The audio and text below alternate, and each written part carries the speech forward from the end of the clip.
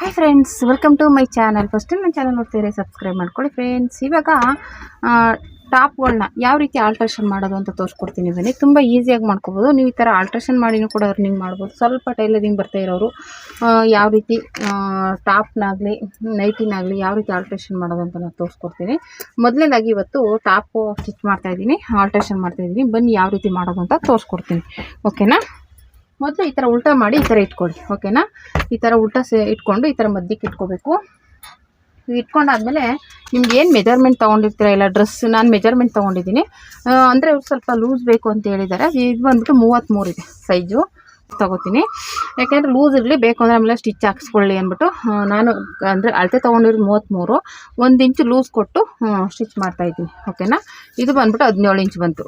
ಇವಾಗ ಈ ರೀತಿ ಇರುತ್ತಲ್ಲ, ಇಲ್ಲಿ ಕಂಕ್ಳಿಂದ ಈ ಕಂಕ್ಳವರೆಗೂ 17 ಇಂಚಿಗೆ ಮಾರ್ಕ್ ಮಾಡ್ಕೊಳ್ಳಿ. ಕರೆಕ್ಟಾಗಿ ಈ ರೀತಿ ಇಟ್ಕೊಂಡು, ಅವರು ಲೂಸ್ ಹೇಳಿರೋದ್ರಿಂದ ಒಂದು ಸ್ವಲ್ಪ ಲೂಸೇ ಇಕ್ತೀವಿ. ಅಂದರೆ ನಿಮಗೆ ಹೆಂಗೆ ಹೇಳಿರ್ತಾರೆ ಹಂಗೆ, ನಮಗೆ ಒಂದು ಸ್ವಲ್ಪ ಲೂಸ್ ಹೇಳಿರೋದ್ರಿಂದ ನಾನು ಸ್ವಲ್ಪ ಲೂಸೇ ಇಕ್ತೀನಿ. ಓಕೆನಾ? ಸ್ವಲ್ಪ ಟೈಟ್ ಮಾಡೋದು ಬೇಡ, ಸ್ವಲ್ಪ ಲೂಸೇ ಇಕ್ಕೋಣ. ಬೇಕು ಅಂದರೆ ಆಮೇಲೆ ಸ್ಟಿಚ್ ಮಾಡ್ಕೊಳ್ಳೋಣ. ಹೋಸಲ ಸಕ್ಕ ಟೈಟ್ ಆಗಿಬಿಟ್ಟಿತ್ತು ಅಂದರು, ಅದಕ್ಕೋಸ್ಕರ 1 ಇಂಚ್ ಲೂಸೇ ಇಕ್ತಾಯಿದ್ದೀನಿ. ಓಕೆನಾ? ಈ ರೀತಿ ಮಾರ್ಕ್ ಮಾಡಿಕೊಂಡು ಇಲ್ಲಿಗೆ ಮಾರ್ಕ್ ಆಯಿತು. ಓಕೆನಾ? ಈ ಕಂಕ್ಳಿಂದ ಈ ಕಂಕ್ಳಿಗೆ ಆಯಿತು. ಈಗ ಸ್ವಲ್ಪ ಮೇಲೆ ತೊಗೊಳ್ಳಿ.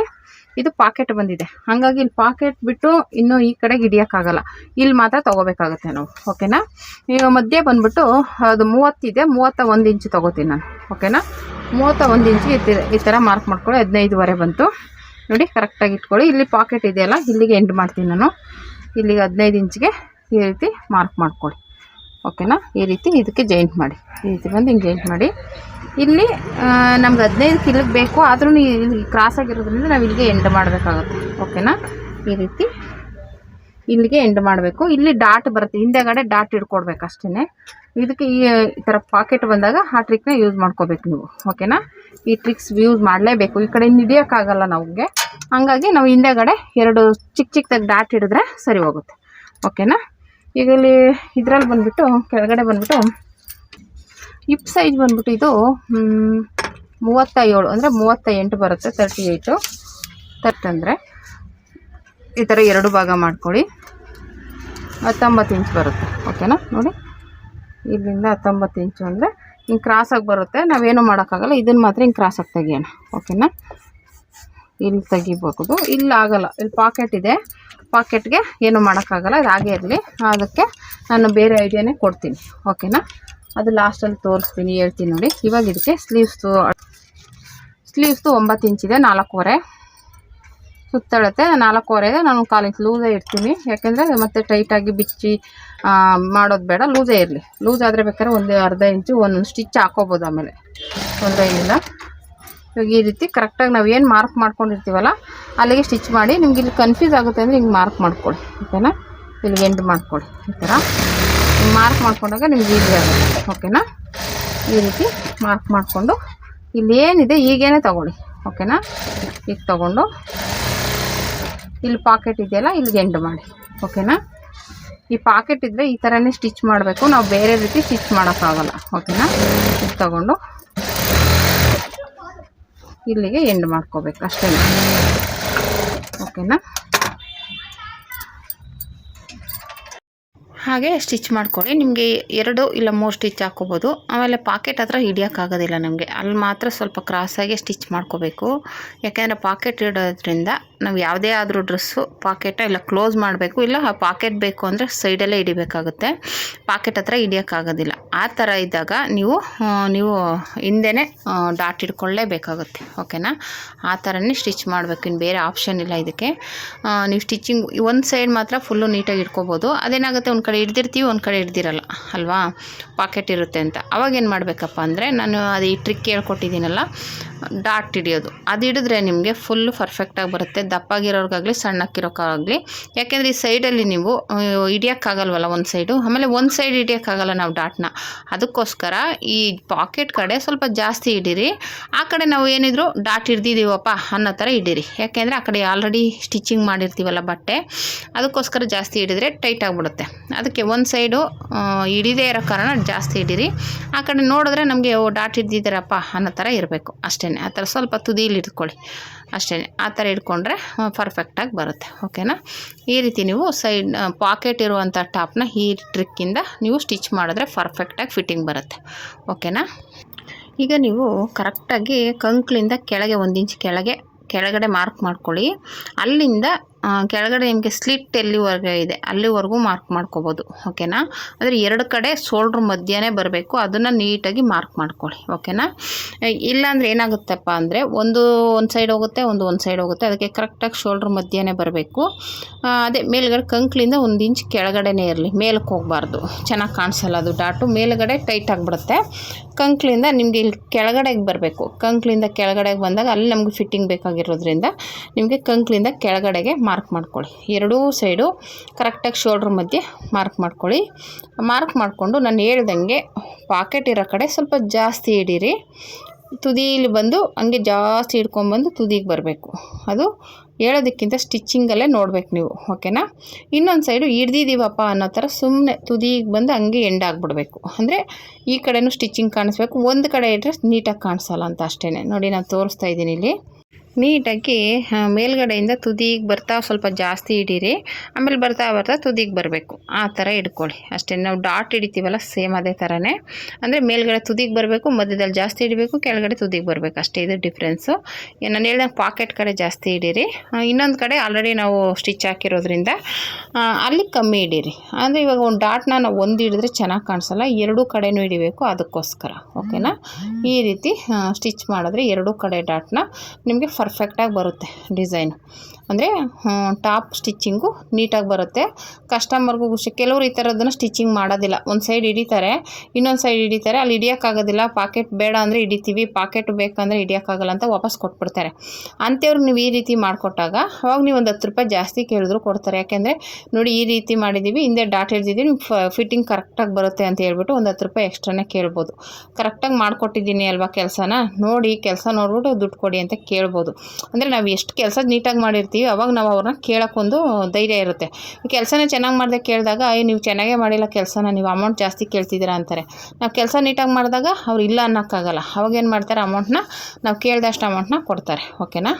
ಈ ರೀತಿ ಬಿಗಿನರ್ಸು ಆರಾಮಾಗಿ ಈ ಥರ ಟಾಪ್ಗಳು ಸ್ಟಿಚ್ ಮಾಡಿ ಕೂಡ ಸ್ವಲ್ಪ ಅರ್ನಿಂಗ್ನ ಸ್ಟಾರ್ಟ್ ಮಾಡ್ಕೋಬೋದು. ಇದ್ರ ಜೊತೆಗೆ ಬೇರೆ ಬೇರೆ ಆಲ್ಟ್ರೇಷನ್ ಬಟ್ಟೆಗಳ್ನು ಸ್ಟಾರ್ಟ್ ಮಾಡ್ಬೋದು. ಓಕೆನಾ. ನೀವು ಟೈಲರಿಂಗ್ ಸ್ಟಾರ್ಟ್ ಮಾಡಿದ್ಮೇಲೆ ಆಟೋಮೆಟಿಕ್ಕಾಗಿ ಇದೆಲ್ಲನೂ ಬರುತ್ತೆ.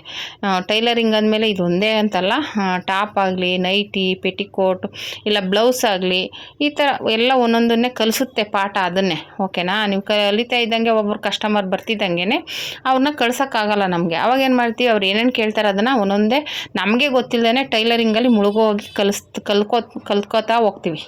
ಓಕೆನಾ. ನಾವು ಹಾಗೇ ಕಲ್ತಿರೋದು. ನಮ್ಗೆ ಇವಾಗ ಇದನ್ನು ಹೊಲ್ದ ಮೇಲೆ ಇನ್ಯಾವ್ದಾರ ಕೊಡ್ತಾರೆ, ಇನ್ಯಾವ ಡಿಸೈನ್ ಕೊಡ್ತಾರೆ, ಹೊಲಿಯೋಣ ಆ ಥರದ್ದು ಮಾಡಬೇಕು ಅನ್ನೋದು ತುಂಬ ಹುಮ್ಮಸ್ಸು ಬರುತ್ತೆ. ಓಕೆನಾ. ಯಾವಾಗ ನಾವು ಒಂದೊಂದು ಬಟ್ಟೆಗಳನ್ನ ಹೊಲಿತಾ ಒಬ್ಬರು ಚೆನ್ನಾಗಿ ಹೊಲ್ದಿದ್ದೀರಾ ಅಂತ ಹೇಳ್ತಾ ಹೋಗ್ತಾರೆ, ಆವಾಗ ಇನ್ನೂ ಚೆನ್ನಾಗಿ ಹೊಲಿಬೇಕು ಅನ್ನೋದು ಇನ್ನೂ ಇಂಟ್ರೆಸ್ಟ್ ಬರುತ್ತೆ. ಓಕೆನಾ. ಹಂಗಾಗಿ ಈ ಟೈಲರಿಂಗಲ್ಲಿ ಅಷ್ಟು ಬೆನಿಫಿಟ್ ಇದೆ. ನೀವು ಈ ಥರ ಟಾಪ್ಸ್ನು ಸ್ಟಿಚ್ ಮಾಡಿ ಕೂಡ ಅರ್ನಿಂಗ್ನ ಮಾಡ್ಬೋದು. ಓಕೆನಾ. ನಾನು ಕೂಡ ಆಗ ಇದೇ ಥರ ಟಾಪ್ಸ್ ಆಗಲಿ ಅಂದರೆ ಆಗ ತುಂಬ ಕಡಿಮೆನೇ ಬಟ್ಟೆಗಳು ಹೇಳ್ಬೇಕು ಅಂದರೆ. ಆದರೂ ನಾವು ಬಂದಿರೋ ಬಟ್ಟೆನ ಉಪಯೋಗಿಸ್ಕೊತಾ ಇದ್ವಿ, ಸ್ಟಿಚ್ ಮಾಡ್ತಿದ್ವಿ. ಯಾವುದೂ ನಾವು ರಿಟರ್ನ್ ಕಳಿಸ್ತಾ ಇರಲಿಲ್ಲ. ಒಂದು ಪೆಟಿಕೋಟ್ ಆಗಲಿ, ಒಂದು ಡ್ರೆಸ್ ಆಗಲಿ, ಒಂದು ನೈಟಿ ಆಗಲಿ ಎಲ್ಲನೂ ಕೂಡ ಆರಾಮಾಗಿ ಸ್ಟಿಚ್ ಮಾಡ್ತಾಯಿದ್ವಿ. ಹಂಗಾಗಿ ಬಂದದ್ದು ಆಮೇಲೆ ಅವಾಗ ಅಮೌಂಟು ಕಡಿಮೆ ಇತ್ತು. ಅವಾಗ ಹಂಗೇ ಅದು ಒಂದು 10 ರೂಪಾಯಿ ಬಂದ್ರೂ ಖುಷಿನೇ ಅವಾಗ ಅಲ್ವಾ. ಇವಾಗಾದರೆ ಒಂದು ಸ್ಟಿಚ್ ಮಾಡೋಕ್ಕೇ 30 ರೂಪಾಯಿಗಿಂತ ಕಡಿಮೆ ಯಾರು ತೊಗೊಳ್ಳಲ್ಲ. ಸುಮ್ಮನೆ ಒಂದು ಸ್ಟಿಚ್ ಹಾಕ್ಕೊಡ್ತೀವಿ ಅಂದರೆ 20 ರೂಪಾಯಿ, 10 ರೂಪಾಯಿ ಅಂತ ಯಾರು ತೊಗೊಳ್ಳಲ್ಲ ಬಿಡಿ. 20 ರೂಪಾಯಿಂದನೇ ತೊಗೋತಾರೆ, 20, 30 ಆ ಥರ. ಓಕೆನಾ. ಹಂಗಾಗಿ ನೀವು ಒಂದೊಂದು ಕಡೆ ಆ ಥರ ರೇಟ್ ಇರುತ್ತೆ, ಹೇಳೋಕ್ಕಾಗಲ್ಲ. ಇವಾಗ ನಾವು 30 ರೂಪಾಯಿ ತೊಗೋತಿದ್ದೀವಿ ಅಂದರೆ ನೀವು 30 ರೂಪಾಯಿ ತೊಗೊಳ್ಳಿ ಅಂತ ಹೇಳೋಕ್ಕಲ್ಲ. ಸುಮಾರು ಕಮೆಂಟ್ಗಳು ಬರ್ತಾ ಇರುತ್ತೆ. ನನಗೆ ಹೇಳ್ತಾರೆ, ನೀವು ಅಷ್ಟೊಂದು ತೊಗೋತೀರ, ನಮ್ಮ ಕಡೆ ಇದರಲ್ಲಿ ಅರ್ಧನೂ ಕೊಡಲ್ಲ, ಕಾಲು ಭಾಗನೂ ಕೊಡಲ್ಲ ಅಂತಲೂ ಹೇಳ್ತಾರೆ. ಯಾಕೆಂದರೆ ಇದು ಬೆಂಗಳೂರು ಸಿಟಿ ಏರಿಯಾ. ಓಕೆನಾ. ಹಳ್ಳಿ ಕಡೆ ಸ್ವಲ್ಪ ಸ್ವಲ್ಪ ಕಡಿಮೆನೇ ಇರುತ್ತೆ. ಆದರೆ ಬೆಂಗಳೂರಲ್ಲಿ ನೀವು ಸುಮ್ಮನೆ ಬಂದಾಗ ಇಲ್ಲ ಯಾರಾದರೂ ಬೆಂಗಳೂರಲ್ಲಿ ಇದ್ದರೆ ನೀವು ವಿಚಾರಿಸಿ ನೋಡ್ಕೊಳ್ಳಿ, ನಿಮಗೆ ಗೊತ್ತಾಗುತ್ತೆ. ಬೆಂಗಳೂರಲ್ಲಿ ಈ ಥರ ನೀವು ಒಂದು ಸೀರೆ ತೊಗೊಳ್ಳೋ ರೇಟ್ಗೆ ಬ್ಲೌಸ್ ಹೊಲಿಸ್ಬೇಕು, ಅಷ್ಟು ರೇಟ್ ಇರುತ್ತೆ. ಓಕೆನಾ. ನಾವೇನು ತೊಗೊಂಡಿದ್ದೀವಿ ಅನ್ನೋದಕ್ಕಿಂತ ಅದಿನ್ನು ದುಬಾರಿ ಇದೆ. ನಮ್ಮ ಏರಿಯಾಗಳಲ್ಲಿ ಇರೋದನ್ನೇ ಹೇಳ್ತಾ ಇರೋದು. ನಾನು ಎಷ್ಟು ಕಡಿಮೆಗೆ ತೊಗೋತೀನಿ, ನನಗಿಂತ ಡಬಲ್ ತೊಗೊಳ್ಳೋರು ಇದ್ದಾರೆ. ಬೋಟಿಕ್ಗಳಲ್ಲಿ ಹೇಳ್ದಂಗೆ 750 ರೂಪಾಯಿವರೆಗೂ ಚಾರ್ಜ್ ಮಾಡ್ತಾರೆ ಒಂದು ಲೈನಿಂಗ್ ಬ್ಲೌಸ್ಗೆ. ಅದರಲ್ಲಿ ಒಂದು ಟ್ಯಾಗು ಇಲ್ಲ ಒಂದು ಪೈಪಿಂಗು ಒಂದು ಎಕ್ಸ್ಟ್ರಾ ಇನ್ನೇನಾದರೂ ಹೇಳ್ತಾ ಹೋದರೆ ಅವರು 750ಕ್ಕೆ 50 ರೂಪಾಯಿ 100 ರೂಪಾಯಿ ಆ್ಯಡ್ ಮಾಡ್ತಾ ಹೋಗ್ತಾರೆ. ಓಕೆನಾ. ಹಂಗೆ ಮಾಡಿದಾಗ ಒಂದೊಂದು ಬ್ಲೌಸ್ಗೆ ನೀವು ಡಿಸೈನ್ ಹೇಳ್ತಾ ಹೋದರೆ 1000 ರೂಪಾಯಿ ಮೇಲೆ ಹೋಗುತ್ತೆ. ಓಕೆನಾ. ಆ ಥರ ರೇಟ್ ಇರುತ್ತೆ. ಹಂಗೆ ಅಂದ್ಬಿಟ್ಟು ನಾವು ಅಷ್ಟೇ ತೊಗೊಳ್ಳಿ ಅಂತ ಹೇಳಲ್ಲ. ನಿಮ್ಮ ಕಡೆ ಏನು ಬಜೆಟು ರನ್ನಿಂಗ್ ಇದೆ ಅಷ್ಟು ತೊಗೊಳ್ಳಿ, ಪರವಾಗಿಲ್ಲ. ಇವಾಗ 10 ರೂಪಾಯಿ ಹೋಗುತ್ತೆ 10 ರೂಪಾಯಿನೇ ತೊಗೊಳ್ಳಿ. ಇವಾಗ ಸುಮ್ಮನೆ ಕೂತ್ಕೊಂಡು ವೇಸ್ಟ್ ಮಾಡೋದಕ್ಕಿಂತ ಕೆಲಸನೂ ಬಂದಂಗೆ ಆಗುತ್ತೆ. ಅದರಿಂದ ಇನ್ನೊಬ್ರು ಕಸ್ಟಮರು ಬರ್ತಾರೆ, ಇನ್ನೊಬ್ರಿಗೆ ಗೊತ್ತಾಗುತ್ತೆ ನೀವು ಸ್ಟಿಚಿಂಗ್ ಮಾಡ್ತೀರಾ ಅನ್ನೋದು ಗೊತ್ತಾಗುತ್ತೆ. 10 ರೂಪಾಯಿನೇ ಬರಲಿ ಬಿಡಿ ಅಲ್ವಾ. ಸುಮ್ಮನೆ ಕೂತ್ಕೊಂಡು ಟೈಮ್ ವೇಸ್ಟ್ ಮಾಡೋ ಬದಲು, ಇವಾಗ ಫೋನ್ ನೋಡ್ಕೊಂಡು ರೀಲ್ಸ್ ನೋಡ್ಕೊಂಡು ಟೈಮ್ ವೇಸ್ಟ್ ಮಾಡೋ ಬದಲು ಒಂದು ಟಾಪ್ನ ಸ್ಟಿಚ್ ಮಾಡಿಕೊಡಿ, ಡ್ರೆಸ್ನ ಸ್ಟಿಚ್ ಮಾಡಿಕೊಡಿ, 30 ರೂಪಾಯಿನೇ ಕೊಡಲಿ ಬಿಡಿ. ಹಳ್ಳಿ ಕಡೆ ಕಡಿಮೆನೇ ಅಂತ ಅಂದರೆ ಅಷ್ಟನ್ನೇ ತೊಗೊಳ್ಳಿ, ಪರವಾಗಿಲ್ಲ. ಆ ಥರದನ್ನೇ ಮಾಡ್ತಾ ಮಾಡ್ತಾ ಮಾಡ್ತಾ ನೀವು ಯಾವಾಗ ನಿಮ್ಮ ವೃತ್ತಿಯಲ್ಲಿ ಜಾಸ್ತಿ ಮೇಲಕ್ಕೆ ಬರ್ತೀರಾ ಆವಾಗ ನಿಮ್ಮ ಡಿಮ್ಯಾಂಡು ಜಾಸ್ತಿ ಆಗ್ತಾ ಹೋಗುತ್ತೆ. ಓಕೆನಾ. ನಿಮ್ಗೆ ಯಾವಾಗ ಬಟ್ಟೆಗಳು ಬರೋಲ್ಲ ಆವಾಗ ನಿಮ್ಮ ಡಿಮ್ಯಾಂಡ್ ಕಡಿಮೆ ಆಗ್ತಾ ಹೋಗುತ್ತೆ. ಹಂಗಾಗಿ ನೀವು ಚಿಕ್ಕ ಚಿಕ್ಕ ಬಟ್ಟೆಗಳನ್ನ ಹೊಲ್ದು ಕಸ್ಟಮರ್ಗಳನ್ನ ಬರೋ ಥರ ಮಾಡಿಕೊಂಡ್ರೆ ನಿಮಗೆ ಕಸ್ಟಮರ್ಸ್ ಬಂದಷ್ಟು ಅದರಿಂದ ಬೆನಿಫಿಟ್ಸ್ ಜಾಸ್ತಿ. ನಿಮ್ಮ ಕಸ್ಟಮರ್ ಬಂದಾಗ ಆವಾಗ ನೀವು ಡಿಮ್ಯಾಂಡ್ ಮಾಡ್ಬೋದು, ನಾವು ಇಷ್ಟೇ ಕೊಡಿ ಇಷ್ಟೇ ಆಗುತ್ತೆ ಅಂತ ಅಂದಾಗ ಅವಾಗ ಮಾಡಿಸೋರು ಇರ್ತಾರೆ. ನೀವು ಯಾವಾಗ ಕಸ್ಟಮರೇ ಇಲ್ಲ ಅಂದಾಗ ನೀವು ಜಾಸ್ತಿ ಮಾಡಿದ್ರೆ ಅಯ್ಯೋ ಇನ್ನೊಂದು ಮಾಡಿಸ್ತೀವಿ ಹೋಗಿ ಅಂದ್ಬಿಟ್ಟು ಹೊರಟೋಗ್ತಾರೆ. ಓಕೆನಾ. ಹಂಗಾಗಿ ಫಸ್ಟು ನಾವು ಕಸ್ಟಮರ್ಸ್ನ ಹಿಡ್ಕೋಬೇಕು.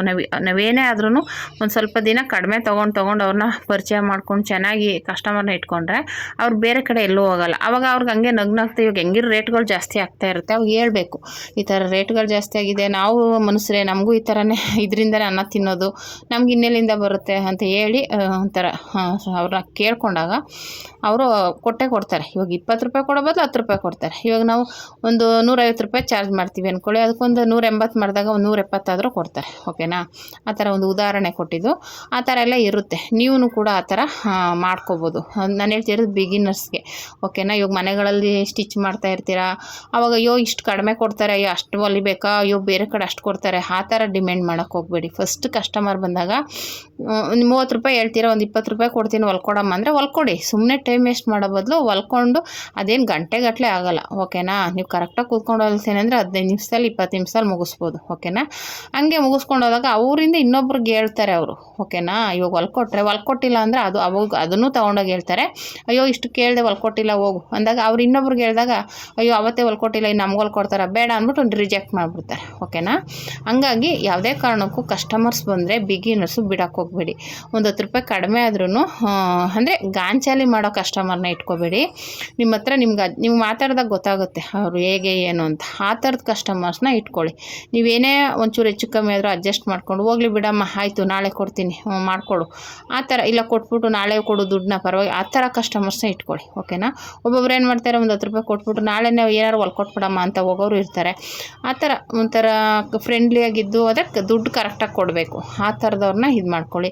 ಸುಮ್ಮನೆ ದುಡ್ಡು ಕೊಡ್ದವ್ರನ್ನೆಲ್ಲನೂ ಫ್ರೆಂಡ್ ಮಾಡಿಕೊಂಡು ಆಮೇಲೆ ಅವರು ಮಾತಾಡೋಕ್ಕೂ ಹೋಗಲ್ಲ ಬಿಡೋಕ್ಕೂ ಹೋಗಲ್ಲ, ಆ ಥರ ಎಲ್ಲ ಮಾಡ್ಕೊಳಕ್ಕೆ ಹೋಗಬೇಡಿ. ನಿಮ್ಮ ಕೆಲಸದ್ದು ಏನಿರುತ್ತೆ ಅದರದ್ದು ಅಮೌಂಟು ಕರೆಕ್ಟಾಗಿ ಇಸ್ಕೊಂಬಿಡಿ. ಓಕೆನಾ. ನೀವು ಅದೇ ಹೇಳ್ದಂಗೆ 30 ರೂಪಾಯಿ ಬದಲು 20 ರೂಪಾಯಿ 20 ರೂಪಾಯಿ ಕರೆಕ್ಟಾಗಿ ಇಸ್ಕೊಡಿ. ಇದು ಆಮೇಲೆ ಕೊಡ್ತೀನಿ ಈಮೇಲೆ ಕೊಡ್ತೀನಿ ಅನ್ನೋದನ್ನ ಇಟ್ಕೊಳಕ್ಕೆ ಹೋಗಬೇಡಿ. ನೀವು ಅಲ್ಲೇ ಬಟ್ಟೆ ಕೊಡೋಕ್ಕೆ ಹೋಗಬೇಡಿ. ಆವಾಗ ಏನಾಗುತ್ತೆ, ಒಂದು ಇವರು ದುಡ್ಡು ಕೊಟ್ರೇ ಕೊಡೋದು, ಇಲ್ಲಾಂದರೆ ಸುಮ್ಮನೆ ಯಾಕಪ್ಪ ಹೋಗೋದು ಅಂದ್ಬಿಟ್ಟು ಆವಾಗ ಏನಾಗುತ್ತೆ, ದುಡ್ಡು ರೆಡಿ ಮಾಡಿಕೊಂಡೇ ಬರೋರು ಇರ್ತಾರೆ. ಕೆಲವರು ದುಡ್ಡು ಕೊಟ್ಬಿಟ್ಟು ಇಸ್ಕೊಂಡು ಹೋಗೋರೇ ಇರ್ತಾರೆ. ಓಕೆನಾ. ಹಾಗಾಗಿ 2 ಥರನೂ ಇದೆ. ಒಂದು ಕಡೆ ಬ್ಯಾಡ್ ಕಸ್ಟಮರು ಇರ್ತಾರೆ, ಒಳ್ಳೆ ಕಸ್ಟಮರು ಇರ್ತಾರೆ. ಇಬ್ಬರನ್ನೂ ಮ್ಯಾನೇಜ್ ಮಾಡಬೇಕಾಗುತ್ತೆ. ಓಕೆನಾ. ಈ ಥರ ನಾನು ಟಾಪ್ ಸ್ಟಿಚ್ ಮಾಡೋದನ್ನು ತೋರಿಸ್ಕೊಟ್ಟಿದ್ದೀನಿ. ನೀವು ಟಾಪ್ನು ಸ್ಟಿಚ್ ಮಾಡಿ ಕೂಡ ಸಣ್ಣದಾಗಿ ಅರ್ನಿಂಗ್ನ ಸ್ಟಾರ್ಟ್ ಮಾಡ್ಬೋದು ಬಿಗಿನರ್ಸು. ಇವಾಗ ಕೆಲವ್ರು ಬಟ್ಟೆ ಬರಲ್ಲ ಅಂತ ಯೋಚನೆ ಮಾಡೋ ಬದಲು ನಾನು ಹೇಳ್ದಂಗೆ ಈ ಥರದ ಸ್ಟಿಚ್ ಮಾಡಿ ಒಂದು ಚಿಕ್ಕದಾಗಿ ಬೋರ್ಡ್ ಹಾಕ್ಕೊಳ್ಳಿ, ಇಲ್ಲ ನಿಮ್ಮ ಫ್ರೆಂಡ್ಸ್ಗೆ ರಿಲೇಟಿವ್ಗೆ ಹೇಳಿ ನಾನು ಸ್ಟಿಚ್ ಮಾಡಿಕೊಡ್ತೀನಿ ಒಂದು 10 ರೂಪಾಯಿ ಕಡಿಮೆ ಕೊಡಿ ಅಂತ ಹೇಳಿ. ಇಲ್ಲ ನೀವು ಕಡಿಮೆ ಕೊಡಿ ಅನ್ನೋಕ್ಕೆ ಹೋಗಬೇಡಿ, ಸ್ಟಿಚ್ ಮಾಡ್ತೀನಪ್ಪ ಒಂದು ಸಲ ಹೊಲಸು ನೋಡಿ ಅಂತೇಳಿ. ದುಡ್ಡಿನ ಬಗ್ಗೆ ಹೇಳೋಕ್ಕೆ ಹೋಗಬೇಡಿ.